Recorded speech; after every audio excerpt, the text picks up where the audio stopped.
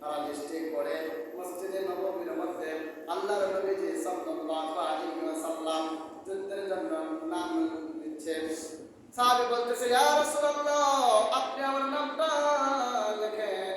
এমন সময় একজন মহিলা সাহাবী দুধের বাচ্চাটাকে মসজিদে নববীর মধ্যে গিয়েছে, ইয়া বলতেছে, ইয়া রাসূলুল্লাহ, ইয়া হাবিবাল্লাহ, আমার এই দুধের বাচ্চার নামটাও আপনি লিখে নেন।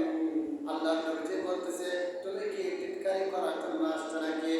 তোমার এই দুধের বাচ্চা সবে মাত্র দুধ খায়, যুদ্ধের নাম আমি লেখাচ্ছি।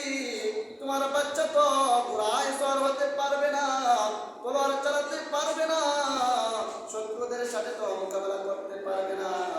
তোমার এই দুধের বাচ্চাটা আমি কি করব? তখন ওই দুধের বাচ্চার মা বলল, ইয়া রাসূলুল্লাহ, ইয়া হাবিবাল্লাহ, আমি জানি আমার দুধের সন্তান ঘোড়া চালাতে পারবে না,